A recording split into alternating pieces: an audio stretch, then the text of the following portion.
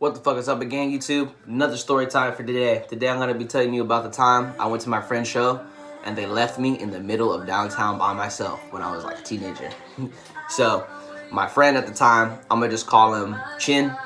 He was my older homie, a brother of a brother, you know.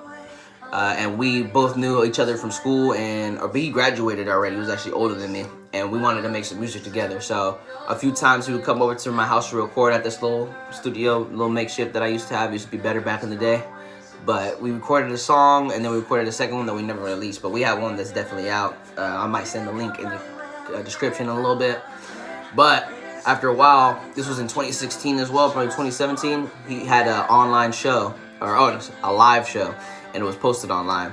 So, of course, to support the homie and possibly even get my foot in the door, I went over there to make some network connections and all that. And let me tell you, this party was tight. If you were in that SoundCloud era, this was the party you wanted to be at. People had grills, the new jerseys, like throwback jerseys coming out, or there was girls there with dyed hair, you know, everyone had weed, everyone had beer. It was like the perfect scenario for the SoundCloud rapper era.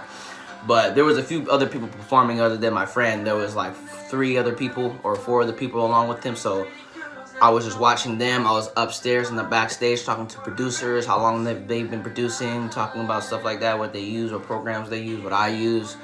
And it was overall a fun experience, I'm not gonna lie. But I did not get to perform our song that we had, which is fine because there was limited time slots for every performer. But I was like, oh, kind of a bummer. But he did hook it up with a free drink. But other than that, the lot probably lasted about 4 to 5 hours. And I got there, I rode all the way from, I don't know if you know, from West Sacramento to downtown on like a skateboard is very far. And I rode all the way over there on a skateboard. And I told one of them, can you give me a ride back after the shows are over? Because I came out all the way over here and paid for your show. I'm expecting to get a ride back, you know what I'm saying, to my house. I don't have a license at all yet, like nothing. I'm 16. And by the end of the night, everyone was done. Everyone was finished up. I talked to everybody I could talk to. I had fun, though. Definitely had fun. And when it came to the end of the night, everything was wrapping up. I was like, hey, can you finally give me the ride? And he was like, oh, we actually have to go to dinner afterwards.